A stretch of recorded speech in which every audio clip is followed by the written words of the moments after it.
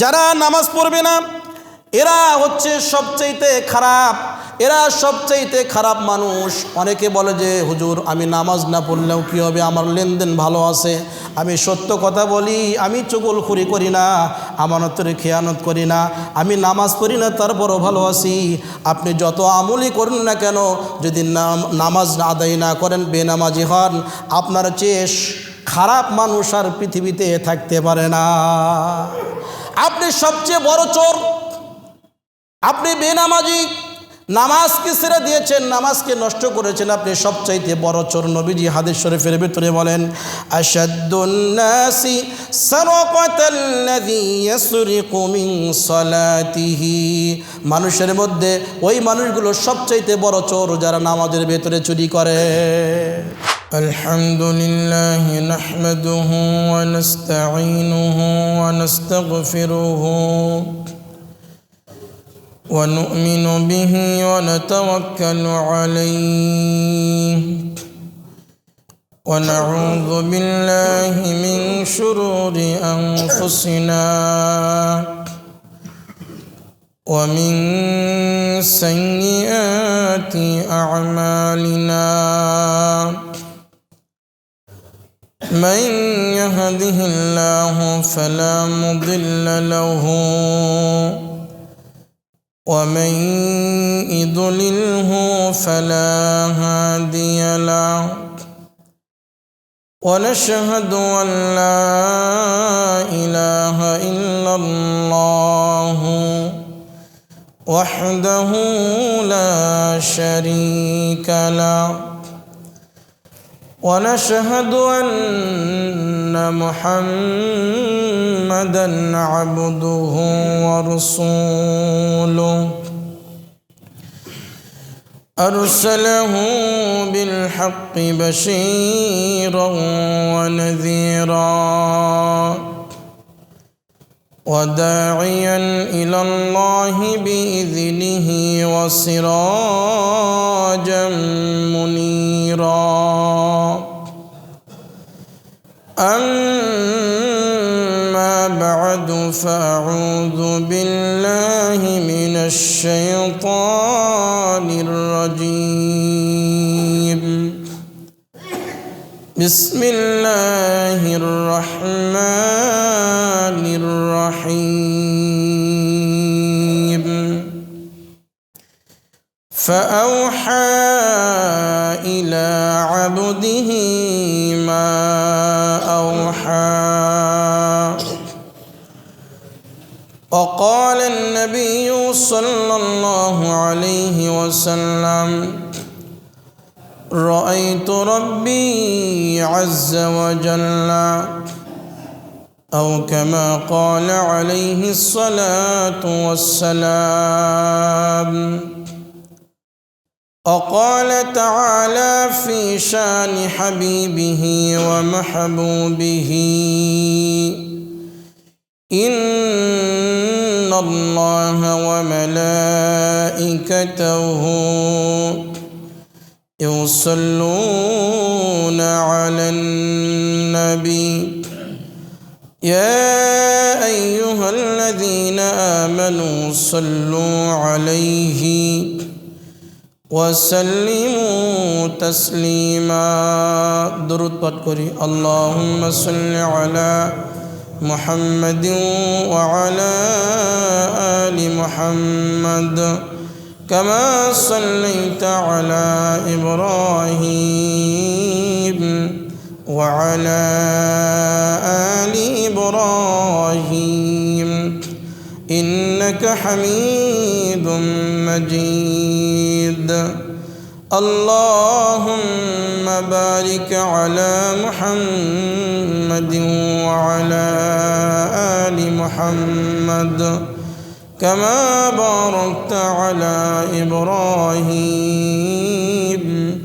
وعلى آل إبراهيم إنك حميد مجيد আলহামদুলিল্লাহ, সমস্ত প্রশংসা সেই মহান আল্লাহ সুবহানাহু ওয়া তাআলার আলিশান দরবারে। যে মহান রব্বুল আলামিন পবিত্র শাবান মাসে জুমার দিনে পবিত্রতা অর্জন করে মসজিদে এসে কোরআন এবং হাদিস থেকে আলোচনা করার এবং শোনার তৌফিক দান করলেন, সেজন্য মুনিবের দরবারে শুকরিয়া জ্ঞাপন করি। সকলেই বলি আলহামদুলিল্লাহ। মুআজ্জাজ হাজিরিন, নবীজি সাল্লাল্লাহু আলাইহি ওয়াসাল্লাম মেরাজে আল্লাহ তাআলার সান্নিধ্যে চলে গেলেন। সেখানে গিয়ে তিনি আল্লাহ তাআলার দরবারে হাদিয়া পেশ করলেন। আত্তাহিয়াতু লিল্লাহি ওয়াসসালাওয়াতু ওয়াত-তাইয়্যিবাত, আমার সকল মৌখিক ইবাদত, জিসমি শারীরিক ইবাদত, সকল পবিত্রতা, সকল নামাজ আল্লাহ তাআলার জন্য নিবেদিত। আল্লাহ তাআলা খুশি হয়ে নবীজির ব্যাপারে বললেন, আসসালামু আলাইকা আইয়ুহান নাবিয়্যু ওয়া রাহমাতুল্লাহি ওয়া বারাকাতুহু। আপনার উপরে, হে আমার বন্ধু, আপনার উপরে আমার শান্তি, রহমত, বরকত বর্ষিত হোক। নবীজি যখন দেখলেন রহমত, বরকত, শান্তির দোয়া শুধু আমার দিকে সম্বোধন করা হয়েছে, আমার উম্মতের ব্যাপারে বলা হয়নি, তিনি তখন বললেন, আসসালামু আলাইনা ওয়া আলা ইবাদিল্লাহিস সালিহিন। শান্তি আমাদের সকলের উপরে এবং আল্লাহর নেক বান্দাদের উপরে বর্ষিত হোক। তখন এই দৃশ্য দেখে আরশ বহনকারী ফেরেশতারা সকলেই বলে উঠল, আশহাদু আল্লা ইলাহা ইল্লাল্লাহ ওয়া আশহাদু আন্না মুহাম্মাদান আবদুহু ওয়া রাসূলুহু।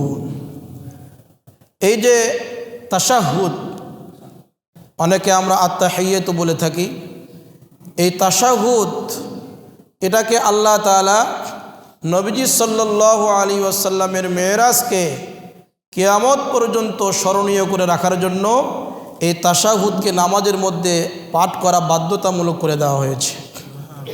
কেউ যদি তাশাহুদ নামাজের ভেতরে পাঠ না করে, তার কি নামাজ হবে? হবে না। যদি ভুল ক্রমে তাশাহুদ ছুটে যায়, তারপরেও সাহু সিজদা দিতে হয়, নতুবা নামাজ হয় না। বাধ্যতামূলক আল্লাহ তাআলা করে দিয়েছেন মেরাজের ঘটনাকে স্মরণীয় করে রাখার জন্য। নবীজি সাল্লাল্লাহু আলাইহি ওয়াসাল্লামকে আল্লাহ তাআলা অনেক কথাই বললেন, অনেক কিছুই দিলেন। দুইজনের মধ্যে অনেক আলাপ আলোচনা হলো। সূরা নাজমের 10 নম্বর আয়াতের ভেতরে আল্লাহ তাআলা বলেন, ফাআওহা ইলা আবদিহি মা আওহা।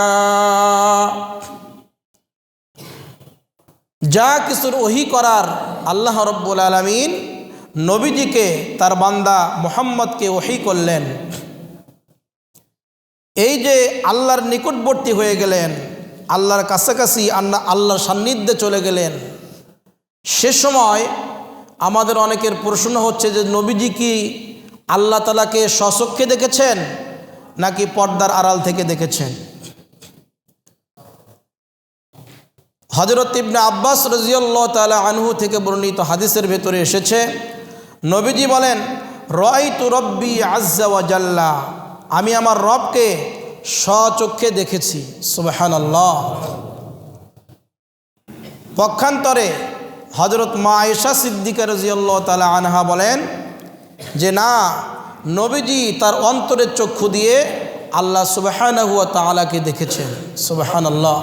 সাহাবীদের মধ্যে দুইটি মতামত, দুইটি জামাত ভাগ হয়ে যায়। কেউ বলেন নবীজি স্বচক্ষে আল্লাহ তাআলাকে দেখেছেন, আবার কেউ বলেন যে না, নবীজি অন্তরের চক্ষু দিয়ে আল্লাহ তাআলাকে দেখেছেন। অন্তরের চক্ষু আবার কেমন, সেটা দিয়ে আবার কেমন করে দেখা যায়? আমরা ঘুমের মধ্যে অনেক সময় স্বপ্ন দেখি না? বলে যে হুজুর, আমি গতকাল ঘুমের মধ্যে দেখি যে আমার বাবা মারা গিয়েছে, গোসল করালাম, কাফনের কাপড় পরালাম, জানাজার নামাজ কমপ্লিট করলাম, কবরস্থ করলাম, এরপরে দোয়া করে ফিরে আসলাম। এরকম স্বপ্ন কি দেখি না? আচ্ছা, উনি যে স্বপ্ন দেখলেন, স্বপ্নের মধ্যে ওনার কি চোখ খোলা ছিল? আল্লাহ তাআলা যে চোখ দিয়েছেন, সে সময় উনি ঘুমন্ত অবস্থায় ছিলেন না? তো ঘুমের মধ্যে কি কারো চোখ খোলা থাকে? চোখ বন্ধ থাকে। তাহলে চোখ বন্ধ থাকলো, আবার উনি হুজুরের নিকটে বলতেছেন যে আমি দেখেছি স্বপ্ন, এই দেখেছি। কেমনে দেখলেন? কি দিয়ে দেখলেন? অন্তরের চক্ষু দিয়ে দেখেছেন। অন্তরের ভেতরে একটি চক্ষু রয়েছে। যারা আল্লাহওয়ালা বুজুর্গ ব্যক্তি, তারা ঘুমন্ত অবস্থাতেও স্বপ্ন দেখে, আবার ঘুম ছাড়াও ওনারা দেখতে পান অন্তরের চক্ষু দিয়ে। কিন্তু আমাদের সেই অন্তরের চক্ষু খোলা সবারই নেই। নবীজি আল্লাহ তাআলাকে দেখেছেন, সেটা পর্দার আড়াল থেকে হোক অথবা স্বচক্ষে হোক, আল্লাহ তাআলাকে দেখেছেন। যা কিছুর ওহী করার নবীজিকে আল্লাহ তাআলা ওহী করলেন। এর মধ্যে বিশেষ করে এই উম্মতে মুহাম্মাদিকে আল্লাহ তাআলা 3টি হাদিয়া দিয়েছেন। কয়টি হাদিয়া? 3টি হাদিয়া দিয়েছেন। 1 নম্বর হাদিয়া কি? 50 ওয়াক্ত নামাজ। এই 50 ওয়াক্ত নামাজ নিয়ে নবীজি সাল্লাল্লাহু আলাইহি ওয়াসাল্লাম দুনিয়ার দিকে রওনা হলেন। নবীজি সপ্তম আসমানে ইব্রাহিম পয়গম্বরের সঙ্গে দেখা করলেন। ইব্রাহিম পয়গম্বর কিছু বললেন না। ষষ্ঠ আসমানে এসে হযরত মূসা আলাইহিস সালামের সঙ্গে দেখা। তিনি বললেন, মুহাম্মদ, তোমার রব, তোমার আল্লাহ তোমাকে এবং তোমার উম্মতের জন্য কি হাদিয়া দিলেন, কি বিধান দিলেন? নবীজি বলেন, আমার রব, আমার আল্লাহ আমার জন্য, আমার উম্মতের জন্য 50 ওয়াক্ত নামাজ ফরজ করে দিয়েছেন।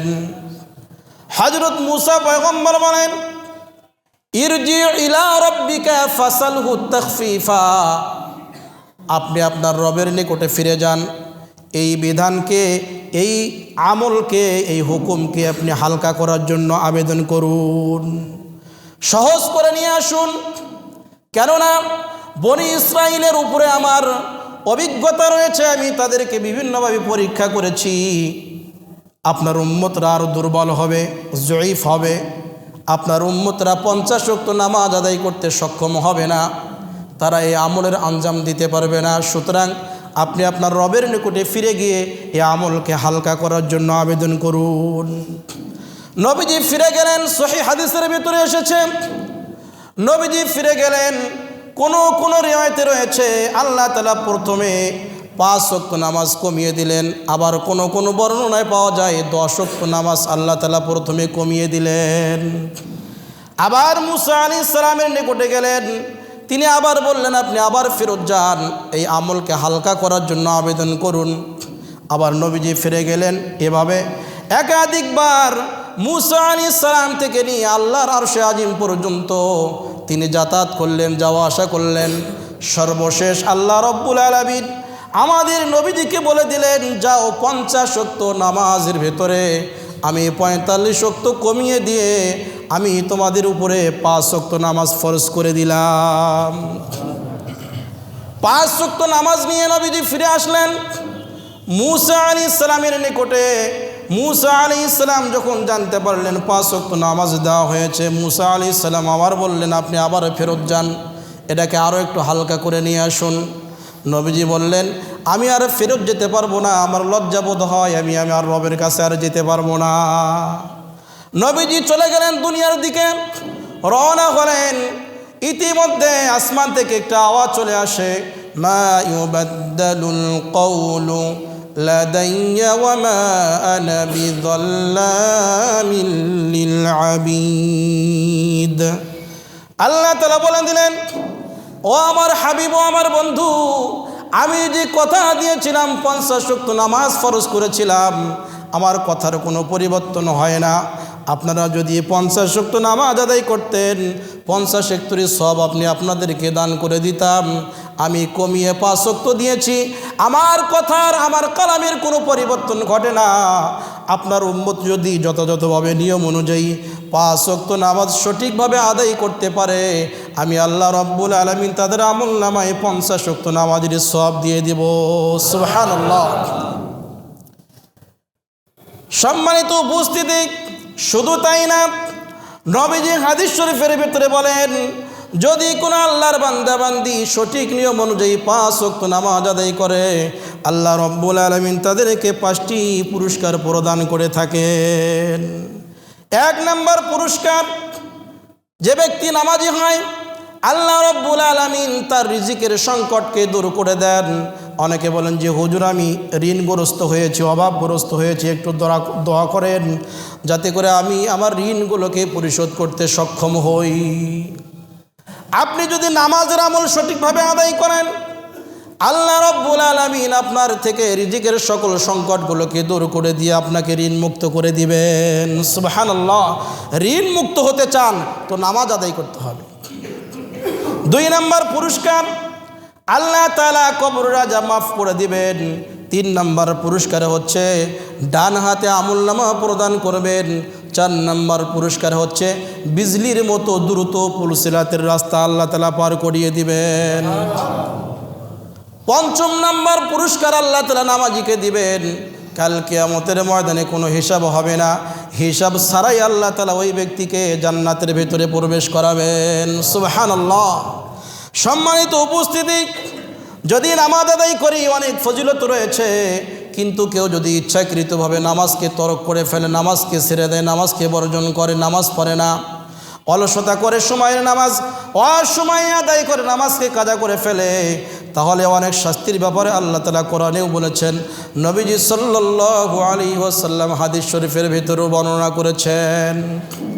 সূরা মারিয়াম 59 নম্বর আয়াতের ভিতরে আল্লাহ তাআলা বলেন, فَخَلَفَ مِن بَعْدِهِمْ خَلْفٌ أَضَاعُوا الصَّلَاةَ وَاتَّبَعُوا الشَّهَوَاتِ فَسَوْفَ يَلْقَوْنَ غَيًّا।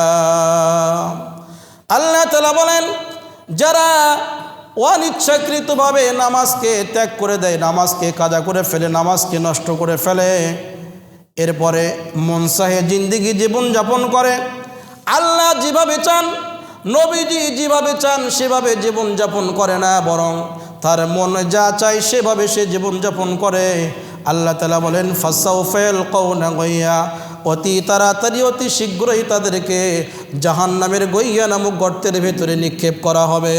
নাউযুবিল্লাহ। গই হচ্ছে জাহান্নামের একটি নোংরা স্থান, অনেক উত্তপ্ত আগুনের স্থান। এখানে তাদেরকে নিক্ষেপ করা হবে যারা নামাজকে অন্যায়ভাবে তরক করবে, ইচ্ছাকৃতভাবে তরক করে ফেলবে, নামাজকে বাদ দিবে। সূরা মুদ্দাসির 40 থেকে 48 নম্বর আয়াতের ভিতরে আল্লাহ তাআলা আলোচনা করেছেন, ফি জান্নাতি ইয়াতাসাআলুন আনিল মুজরিমিন। জান্নাতীরা জান্নাতের ভিতরে পরস্পরকে জিজ্ঞাসা করবে পাপিষ্ঠদের ব্যাপারে, গুনাহগারদের ব্যাপারে, জাহান্নামীদের ব্যাপারে, মা সালাকাকুম ফি সাকার। জান্নাতীরা জাহান্নামীদেরকে উদ্দেশ্য করে বলবে, তোমাদের কোন আমলের কারণে তোমাদেরকে জাহান্নামে আসতে হয়েছে একটু বলো, তোমরা কি অপরাধ করেছো, কি গুনাহ করেছো, কি কারণে তোমাদেরকে জাহান্নামের ভেতরে নিক্ষেপ করা হয়েছে। তখন জাহান্নামীরা বলবে, ক্বালু লাম নাকু মিনাল মুসাল্লিন ওয়া লাম নাকু নুতঈমুল মিসকিন। জাহান্নামীরা বলে, আমরা দুনিয়াতে থাকা অবস্থায় নামাজ আদায় করতাম না, আমরা বেনামাজি ছিলাম, যদি নামাজ আদায় করতাম আমাদেরকে জাহান্নামে আসা লাগতো না। দ্বিতীয় নম্বরে বলে, ওয়ালাম নাকু নুতঈমুল মিসকিন, আমরা মিসকিনদেরকে, এতিমদেরকে খাদ্য দান করতাম না, তাদেরকে খানা দিতাম না। যদি আমরা মিসকিনদেরকে খাদ্য দিতাম, দান খয়রাত করতাম, আমাদেরকে জাহান্নামে আসা লাগতো না। তৃতীয় নম্বরে বলে, ওয়া কুন্না নাখুদু মাআল খাইদিন, আর আমরা ছিলাম ইসলাম বিদ্বেষী, আমরা মসজিদ মাদ্রাসাকে নিয়ে সমালোচনা করেছি, হাফেজ আলেমদেরকে নিয়ে সমালোচনা করেছি, কোরআন হাদিস নিয়ে সমালোচনা করেছি, আমরা ইসলাম বিদ্বেষী ছিলাম, আমরা ইসলামের বন্ধু ছিলাম না, আমরা ছিলাম বামপন্থী, আমরা ডানপন্থী ছিলাম না, ইসলামের বিরোধিতা করেছি, আল্লাহর হুকুমের বিরোধিতা করেছিলাম, যার কারণে আমাদেরকে জাহান্নামে আসতে হয়েছে। 4 নম্বরে তারা বলেন, ওয়া কুন্না নুকাযযিবু বিয়াউমিদ্দিন হাত্তা আতানাল ইয়াকিন। 4 নম্বরে বলে আমরা আরেকটি মারাত্মক ধরনের অপরাধ করেছি, সেটি হচ্ছে আমরা পরকাল দিবসকে অস্বীকার করতাম। আমরা বলতাম মারা যাওয়ার পরে সব কিছু শেষ, কোনো বিচার হবে না, আল্লাহ তাআলা আমাদেরকে জীবিত করতে পারবেন না, কোনো বিচার হবে না, আমাদের পরকাল বলতে কিছু নেই। এই পরকালের দিবসকে অস্বীকার করতাম। এই অপরাধগুলো আমরা মৃত্যু পর্যন্ত করেছি। মৃত্যুর পূর্ব মুহূর্ত পর্যন্ত আমরা তওবা না করে আমরা মারা গিয়েছি। এই 4টি অপরাধ করার কারণে আল্লাহ তাআলা আমাদেরকে জাহান্নামে দিয়েছেন। ফামা তানফাউহুম শাফাআতুশ শাফিঈন। তারা বলবে, আল্লাহ তাআলা বলেন কাল কিয়ামতের ময়দানে এমন বান্দাদের জন্য কারো সুপারিশে তাদের জন্য কোনো কাজ হবে না। সারা পৃথিবীর সকল উলামায়ে কেরাম যদি কিয়ামতের ময়দানে একত্রিত হয়ে, যে ব্যক্তি পরকালকে অস্বীকার করেছে, নামাজ পড়েনি, মিসকিনকে খাদ্য দেয়নি, ইসলাম বিদ্বেষী ছিল, এমন ব্যক্তির ব্যাপারে যদি সুপারিশ করে, তাহলে এত লক্ষ লক্ষ কোটি কোটি আলেমদের সুপারিশেও কাজ হবে না। আল্লাহ তাআলা আমাদেরকে হেফাজত করেন। সম্মানিত উপস্থিতি, যারা নামাজ পড়বে না এরা হচ্ছে সবচাইতে খারাপ, এরা সবচাইতে খারাপ মানুষ। অনেকে বলে যে হুজুর আমি নামাজ না পড়লেও কী হবে, আমার লেনদেন ভালো আছে, আমি সত্য কথা বলি, আমি চুগলখুরি করি না, আমানতের খেয়ানত করি না, আমি নামাজ পড়ি না তারপরও ভালো আছি। আপনি যত আমলই করেন না কেন, যদি নামাজ আদায় না করেন, বেনামাজি হন, আপনার চেয়ে খারাপ মানুষ আর পৃথিবীতে থাকতে পারে না। আপনি সবচেয়ে বড় চোর, আপনি বেনামাজি, নামাজকে ছেড়ে দিয়েছেন, নামাজকে নষ্ট করেছেন, আপনি সবচাইতে বড় চোর। নবীজি হাদিস শরীফের ভিতরে বলেন, আশাদ্দুন নাসি সারাকাতাল্লাযী ইয়াসরিকু মিন সালাতিহি। মানুষের মধ্যে ওই মানুষগুলো সবচাইতে বড় চোর যারা নামাজের ভেতরে চুরি করে। অনেকে নামাজ পড়েন কিন্তু রুকুতে গিয়ে রুকু তাসবিহ ঠিক মতো পাঠ করে না, সেজদায় গিয়ে সেজদা তাসবিহ পাঠ করে না, এরপরে নামাজের ভেতরে যত দোয়া তাসবিহ তাহলিল রয়েছে এগুলো সঠিকভাবে সে আদায় করে না, নামাজের ভেতরে চুরি করে। রুকুতে গিয়ে দেরি করে না, সেজদায় গিয়ে দেরি করে না। অনেক সময় দেখা যায় জামাতের সঙ্গে নামাজ আদায় করে, ইমাম সাহেব রুকুতে না যেতেই উনি আগেই রুকুতে চলে যান, ইমামের আগে রুকুতে চলে যায়, ধৈর্য কুলায় না। ইমাম সাহেবের আগে সিজদায় চলে যায়, ইমাম সাহেবের আগে সালাম ফিরিয়ে দেয়। এরকম যদি আমল করা হয়, ওই মুসল্লির কিন্তু নামাজ আদায় হবে না। ইমাম সাহেব আগে রুকুতে যাবেন, এরপরে আপনি মুক্তাদি পেছনে দাঁড়িয়েছেন, এরপর আপনাকে ইমামের পরপরে রুকুতে যেতে হবে। ইমাম সাহেব আগে সিজদায় যাবেন, এরপর আপনাকে সিজদায় দিতে হবে। ইমাম সাহেব আগে সালাম ফিরাবেন, এরপর আপনাকে সালাম ফিরাতে হবে। যদি ইমামের আগে আগে আমার আমল হয়ে যায়, পেছনে থেকে কিন্তু নামাজ আদায় হবে না। অনেকে এভাবে নামাজ চুরি করে। যারা নামাজ চুরি করে এরা সবচাইতে পৃথিবীর ভেতরে সবচাইতে বড় চোর।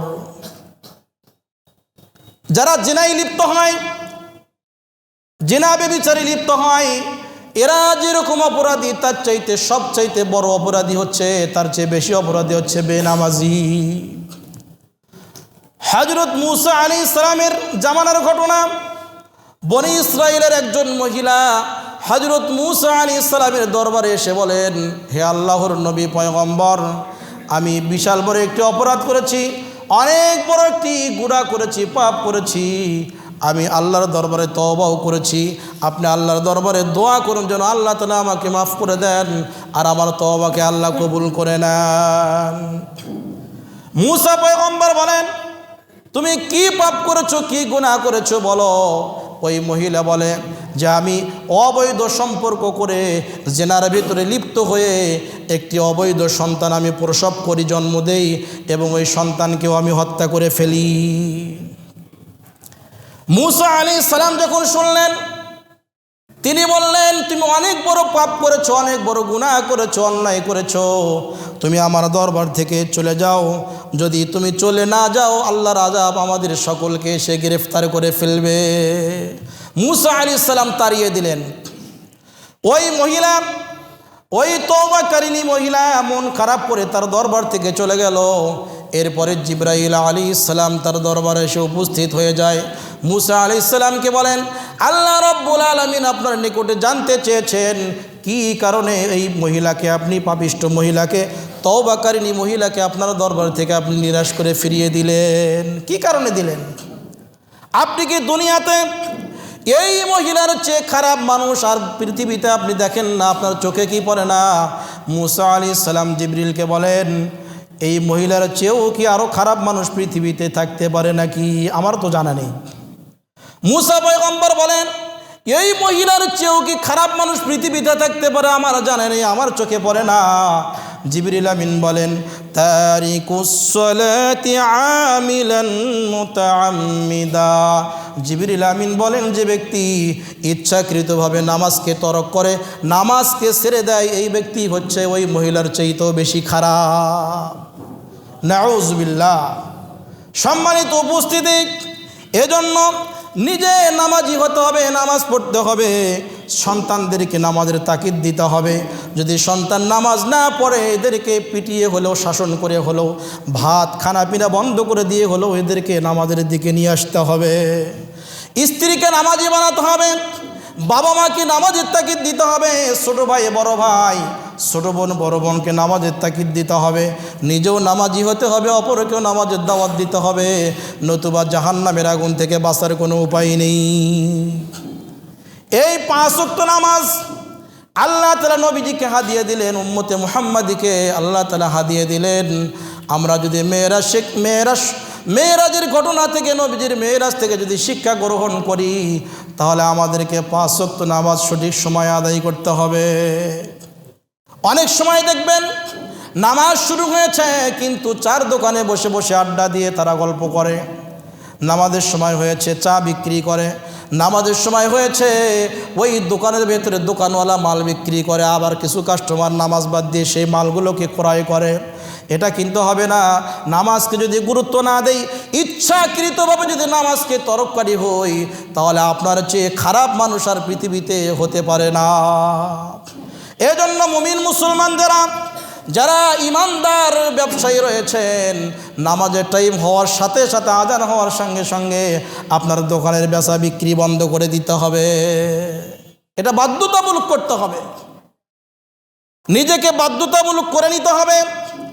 সরকার আপনাকে ডাঙ্গায় না, পুলিশ আপনাকে ডাঙ্গায় না, কিন্তু আল্লাহর আযাবের ভয় আপনার অন্তরের ভিতরে ঢুকিয়ে আপনাকে দোকান বন্ধ করে সাথে সাথে মসজিদে এসে জামাতের সঙ্গে নামাজ আদায় করতে হবে। করব তো ইনশাল্লাহ।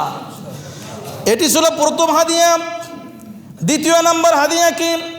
সূরা বাকারার শেষের 2টি আয়াত আল্লাহ তাআলা হাদিয়া দিয়েছেন। আমানার রাসূলু বিমা উনজিলা ইলাইহি মির রাব্বিহি ওয়াল মুমিনুন। এই আয়াত থেকে শুরু করে নিয়ে ফানসুরনা আলাল কওমিল কাফিরিন পর্যন্ত এই সূরা বাকারার শেষের 2টি আয়াত আল্লাহ তাআলা আমাদেরকে বিশেষ করে হাদিয়া দিয়েছেন। কেন এই 2টি আয়াত দিলেন? এই 2টি আয়াতের ভিতরে আল্লাহ তাআলা আমাদেরকে ঈমান শিক্ষা দিয়েছেন। এই 2 আয়াতের ভিতরে আমাদেরকে আল্লাহ তাআলা দোয়া করার শিক্ষা দিয়েছেন। এই 2 আয়াতের ভিতরে অমুসলিমদের বিরুদ্ধে, শত্রুদের বিরুদ্ধে কিভাবে জয়ী হতে হয় সেই দোয়া আল্লাহ তাআলা আমাদেরকে শিক্ষা দিয়েছেন। অনেক কিছু শিক্ষা দিয়েছেন। অনেক গুরুত্বপূর্ণ এই 2টি আয়াত আল্লাহ তাআলা আমাদেরকে হাদিয়ে দিয়েছেন। সুবহানাল্লাহ। এই 2টি আয়াতের অনেক ফজিলত রয়েছে। নবীজি সাল্লাল্লাহু আলাইহি ওয়াসাল্লাম হাদিস শরীফের ভিতরে বলেন, কোনো ব্যক্তি যদি রাতের বেলায় এশার নামাজের পরে এই 2টা আয়াত তেলাওয়াত করে ঘুম যায়, নিদ্রা যায়, তাহলে এই 2টা আয়াতের তেলাওয়াতই তার জন্য যথেষ্ট হয়ে যায়। সুবহানাল্লাহ। সারা রাত ইবাদত করলে, সারা রাত নফল নামাজ আদায় করলে, কোরআনে কারীম তেলাওয়াত করলে, দান সদকা করলে যে সওয়াব হয়, শুধুমাত্র এই 2টি আয়াত তেলাওয়াত করার কারণে সেই সমপরিমাণ সওয়াব আল্লাহ তাআলা আপনার আমলনামায় লিপিবদ্ধ করে দেন। সুবহানাল্লাহ। নবীজি বলেন, জান্নাতের বিশেষ ভান্ডার থেকে এই 2টি আয়াত আমাকে দান করা হয়েছে। জান্নাতের বিশেষ ভান্ডার থেকে এই 2টা আয়াত আমার উপরে অবতীর্ণ করা হয়েছে। জগৎ সৃষ্টি করার 2000 বছর পূর্বে জগৎ সৃষ্টি করার 2000 বছর পূর্বে আল্লাহ রব্বুল আলামিন এই দুইটি আয়াত নিজে হাতে লিপিবদ্ধ করেছেন। সুবহানাল্লাহ। নবীজি বলেন, যে ব্যক্তি ঈশার নামাজের পরে ঘুম যাওয়ার আগে দুইটি আয়াত তেলাওয়াত করবে, তাহাজ্জুদের নামাজ আদায় করলে যে সওয়াব হয় সেই সমপরিমাণ সওয়াব আল্লাহ তাআলা তার আমলনামায় লিপিবদ্ধ করে দেন। সুবহানাল্লাহ। নবীজি হাদিস শরীফের ভিতরে বলেন, এই দুইটি আয়াত দিয়ে আল্লাহ তাআলা সূরাতুল বাকারা সমাপ্ত করেছেন, শেষ করে দিয়েছেন। জান্নাতের বিশেষ অংশ থেকে এই দুইটি আয়াত আমাকে দান করা হয়েছে। নবীজি বলেন, তোমরা এজন্যই এই দুইটি আয়াত নিজেরাও শিক্ষা করবে, স্ত্রীকে শিক্ষা দেবে এবং সন্তানদেরকেও এই দুইটি আয়াত শিক্ষা দিবে। হযরত ওমর রাদিয়াল্লাহু তাআলা আনহু, হযরত আলী রাদিয়াল্লাহু তাআলা আনহু বলেন, আমাদের মতে কোনো মানুষের ভেতরে যদি বুদ্ধি থাকে, জ্ঞান থাকে, সে কোনো দিন এই দুইটি আয়াত তেলাওয়াত না করে ঘুম যাবে না। যদি বুদ্ধিমান হয় তাহলে সে এই দুইটি আয়াত তেলাওয়াত করে এরপরে রাত্রিবেলায় সে ঘুম যাবে, নতুবা যাবে না। আল্লাহ রাব্বুল আলামিন কত সুন্দর দুইটি আয়াত, কত দামি দুইটি আয়াত আমাদেরকে হাদিয়ে দিয়েছেন। এই দুইটি আয়াতের উপরে আমরা আমল করার চেষ্টা করব, বলুন ইনশাআল্লাহ। সম্মানিত উপস্থিতি, 3 নম্বর হাদিয়া দিলেন। আল্লাহ তাআলা নবীজিকে বললেন, যাও আমি ঘোষণা দিয়ে দিলাম, ও আমার বন্ধু আমি ঘোষণা দিয়ে দিলাম, কাফের মুশরিক বেঈমান ব্যতীত সকল গুনাহগার উম্মতকে আমি ক্ষমা করে দেব। সুবহানাল্লাহ। নবীজিকে জানিয়ে দিলেন, মনটাকে সন্তুষ্ট করে দিলেন, খোঁজখবরি জানিয়ে দিলেন, আপনার যত গুনাহগার উম্মত হবে শুধুমাত্র কাফির মুশরিক বেঈমানরা ক্ষমা পাবে না, কাফির মুশরিকরা ব্যতীত যত গুনাহগার উম্মত হবে সকল গুনাহগার উম্মতকে আমি আল্লাহ তাআলা ক্ষমা করার ঘোষণা দিয়ে দিলাম। সুবহানাল্লাহ। সম্মানিত উপস্থিতি, কিয়ামতের ময়দানে কাউকে নবীজির সুপারিশের দ্বারা মাফ করে দেওয়া হবে, ক্ষমা করে দেওয়া হবে, কাউকে আলেমদের সুপারিশ দ্বারা ক্ষমা করে দেওয়া হবে, কাউকে হাফেজের সুপারিশ দ্বারা ক্ষমা করে দেওয়া হবে, কাউকে কোরআনে কারিমের সুপারিশ দ্বারা ক্ষমা করে দেওয়া হবে, আবার কাউকে নামাজের সুপারিশ দ্বারা, আবার কাউকে যাকাতের সুপারিশ দ্বারা ক্ষমা করে দেওয়া হবে। কিন্তু যারা কাফির বেঈমান, যারা আল্লাহর সঙ্গে শিরিক করে, যারা আল্লাহকে অস্বীকার করেছে, সারা পৃথিবীর সকল মানুষগুলো একত্রিত হয়েও যদি সুপারিশ করে, এদের ব্যাপারে কোনো সুপারিশ কবুল করা হবে না। সূরা আল ইমরান আয়াত নম্বর 91 আল্লাহ তাআলা বলেন, ইন্নাল্লাযীনা কাফারু ওয়া মাতু ওয়া হুম কুফফার ফালান ইউকবালা মিন আহাদিহিম মিলউল আরদি যাহাবান ওয়া লা ইফতাদা বি। নিশ্চয় যারা কুফরি করেছে এবং কুফরি করা অবস্থায় মৃত্যুবরণ করেছে, তারা যদি সারা পৃথিবী ভরা স্বর্ণ যদি আল্লাহর দরবারে মুক্তিপণ হিসেবে পেশ করে, দায়ের করে যে আমরা এগুলো মুক্তিপণ হিসেবে পেশ করলাম, আমাদেরকে ক্ষমা করে দিন, আবার যদি ওই পরিমাণ সম্পদ আবার পৃথিবী ভরা আরেকটা স্বর্ণের বিশাল স্তূপ যদি আল্লাহর দরবারে পেশ করা হয়, আমাদেরকে মুক্তিপণ দিলাম, আমাদেরকে ক্ষমা করে দিন, তবুও আল্লাহ রব্বুল আলামিন কাফের মুশরিক বেঈমানদেরকে ক্ষমা করবেন না।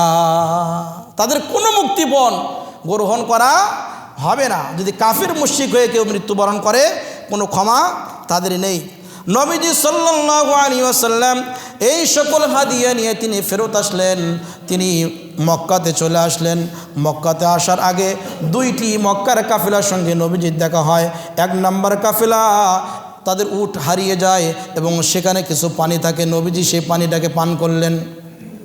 একটি কারণ আছে, কারণের কারণে নবীজি পান করলেন।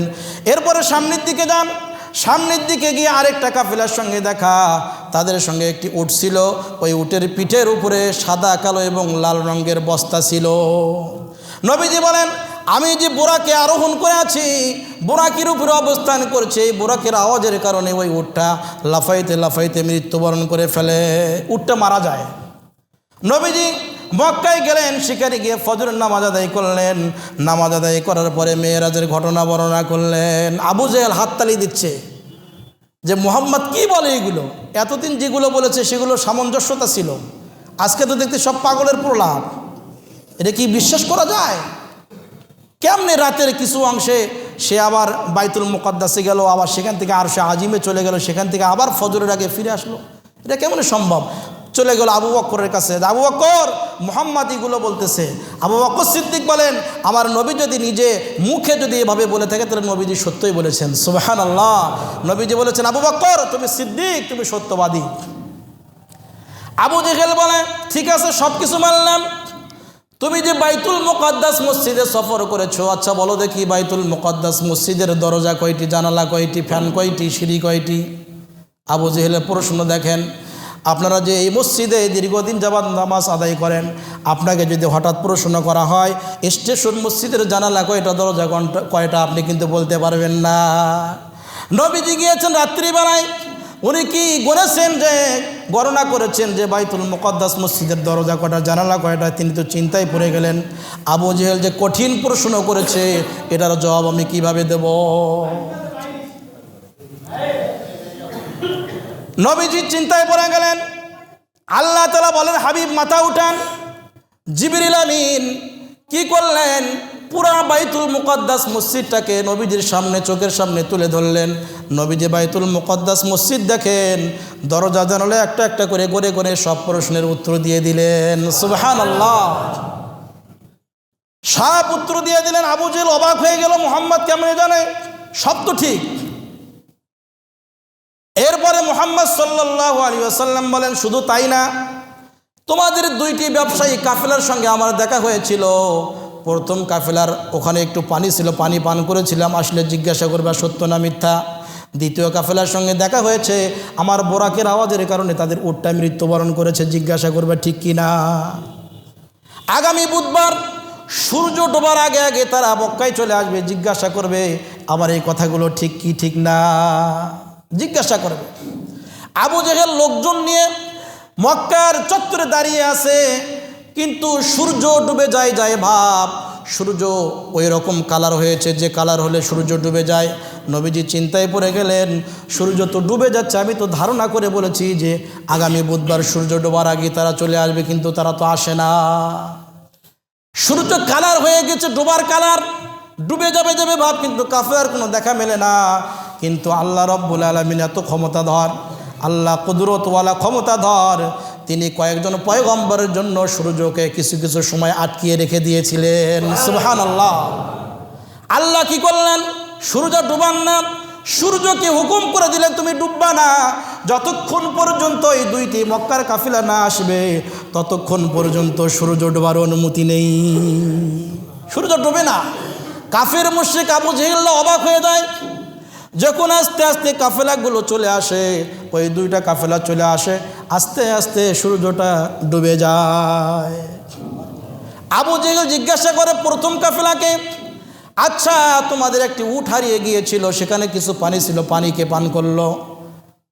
তারা বলে যে কে বলেছে তোমাদেরকে, এটা তো সত্য ঘটনা, আমরা পানি রেখে দিয়েছিলাম, কিন্তু এসে দেখি পানি কে যেন পান করেছে, আমরা তো দেখিনি। কে বলেছে এই কথা? অন্য অন্য কাফেররা বলে, মুহাম্মদ বলে, মুহাম্মদের মেয়েরাজ হয়েছে, তিনি রাতের কিছু অংশে মেয়েরাজ করেছেন, তিনি এই ঘটনা বলেছেন। ওই কাফেলার কিছু কিছু মানুষ, অধিকাংশ মানুষরা কালেমা পড়ে মুসলমান হয়ে যায়। সুবহানাল্লাহ।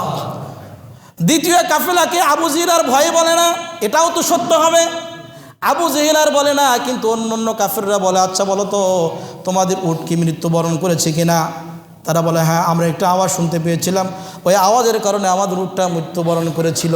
কে বললো তোমাদেরকে কথা? মুহাম্মদ বলে, মুহাম্মদের মেয়েরাজ হয়েছে, মুহাম্মদ দেখে এসেছে, মুহাম্মদ এই কথাগুলো বলে, তিনি তো সত্যই বলেছেন। ওই দ্বিতীয় কাফেলার অধিকাংশ মানুষ কালেমা পড়ে মুসলমান হয়ে যায়। সুবহানাল্লাহ। সম্মানিত উপস্থিতি, নবীদের মেয়েরাজ হয়েছিল, এটাকে সত্যে প্রমাণিত করার জন্য, এটাকে বাস্তব প্রমাণিত করার জন্য আল্লাহ তাআলা কিছু কিছু ঘটনা নবীজির দ্বারা ঘটিয়েছেন। নবীজি মেরাজ থেকে যে হাদিয়া নিয়ে আসলেন 5 ওয়াক্ত নামাজ, এই নামাজ আমরা অবশ্যই গুরুত্ব দিয়ে আদায় করার চেষ্টা করব। সূরাতুল বাকারার শেষের 2টা আয়াত সহ কোরআনে কারীমের তেলাওয়াত বেশি বেশি করে করার চেষ্টা করব। আর আল্লাহ তাআলা আমাদের সকলকে কুফর এবং শিরক থেকে আল্লাহ তাআলা আমাদের সকলের ঈমানকে হেফাজত করেন, সকলে বলে আমিন।